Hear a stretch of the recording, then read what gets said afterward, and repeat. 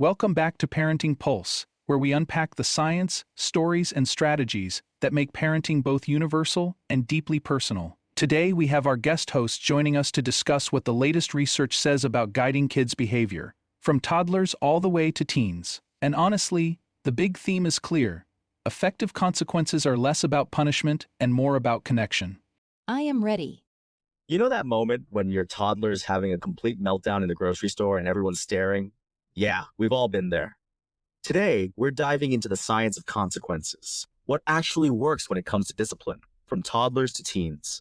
By the end of this episode, you'll understand why traditional punishments often backfire and learn evidence-based strategies that really work. And it's fascinating because what we're learning from research completely challenges a lot of what we think we know about discipline, right? Like, take timeouts. They're recommended by pediatricians everywhere, but there's actually a huge catch that most people don't know about. Exactly. According to recent research, about 85% of parents implement timeouts differently from what studies show actually works.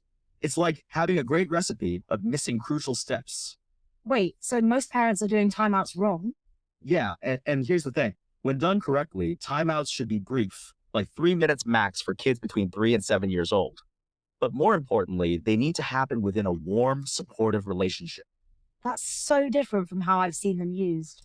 You know what's interesting? It's kind of like that scene in Austin Powers where Dr. Evil demands $1 million and everyone laughs because it seems so small. Our whole perception of what makes an effective consequence has completely changed over time. Ha!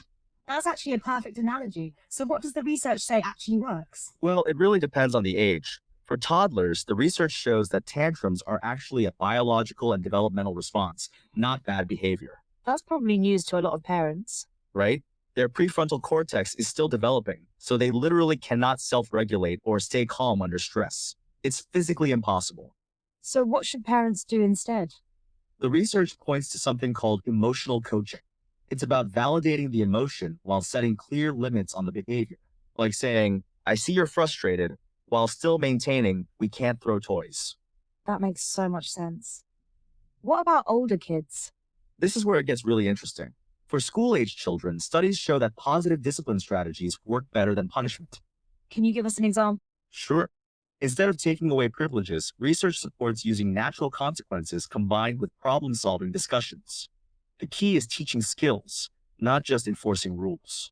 And what about teenagers? That's got to be a whole different ballgame. You know, there's actually some fascinating new data about teens. A CDC report found that only 58.5% of teens feel they get the emotional support they need. Only 58%? That's concerning. And here's the real kicker.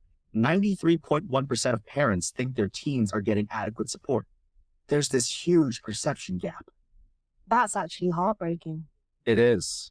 And it really highlights why traditional punitive approaches often backfire with teens. They need connection more than correction. Speaking of different approaches, I've been reading about something called restorative practices. What can you tell us about that? This is actually one of the most promising developments in discipline. Schools using restorative practices focus on repairing harm and building understanding rather than punishment. And does it work? The data from Chicago Public Schools shows significant reductions in suspensions and student arrests, without any negative impact on academic performance. That's impressive. How does it actually work in practice? Instead of asking what rule was broken and what's the punishment, restorative practices ask who was harmed and what needs to happen to make things right. That's such a different mindset. And it's especially important because research shows that punitive discipline can actually increase problem behaviors and lead to worse outcomes long-term.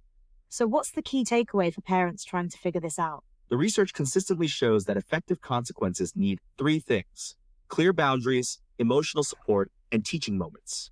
Can you break that down a bit? Think of it like this. Boundaries create safety, emotional support builds trust, and teaching moments develop skills.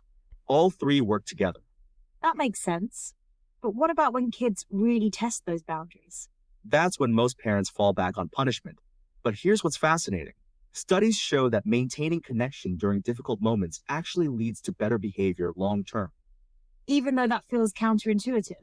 Exactly. Because when kids feel secure, they're more likely to develop self-regulation skills and internal motivation to behave well.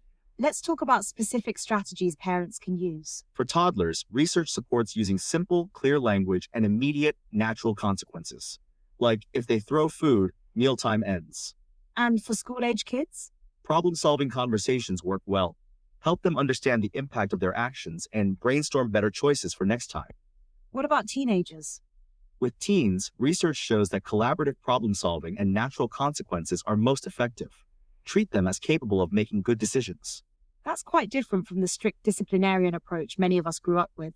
And that's exactly why this research is so important. We now know that harsh discipline can actually harm brain development and emotional regulation. Really? How so? Studies show that punitive discipline increases stress hormones, which can interfere with learning and emotional development. That's pretty compelling evidence for changing our approach. Absolutely. And when schools implement these evidence-based approaches, they see significant improvements in behavior and academic performance. What about parents who worry that this approach is too soft? The research actually shows that clear boundaries combined with emotional support create more resilient, responsible kids than strict punishment alone. It's about finding that balance, right? Exactly. Think of it as being both kind and firm. That's what the evidence supports as most effective. As we wrap up, what's the one thing you want parents to remember? That consequences don't have to be harsh to be effective. The research consistently shows that maintaining connection while teaching responsibility works better than punishment alone. That's really powerful. And remember, every child and family is different. It's about finding what works while staying true to these core principles. Any final thoughts? Just that this isn't about being perfect, it's about progress. Small changes in how we handle consequences can make a big difference. That's actually really reassuring. And that's what makes this research so valuable. It gives us a roadmap while acknowledging that the journey isn't always smooth. Well, this has been incredibly enlightening. Any last words for our listeners? Remember that grocery store tantrum we talked about at the start? Now you know it's not about bad parenting or bad kids. It's about development, connection, and teaching moments. And that's really what it all comes down to, isn't it? Absolutely. When we understand the science, we can respond with wisdom instead of reaction. So true. And that wraps up today's Parenting Pulse Check. We need to keep reminding ourselves that consequences aren't about control. They're about teaching. Thank you for tuning in and for your support. Join us next time as we explore consequences around the world. Until next time, remember, effective discipline isn't about power.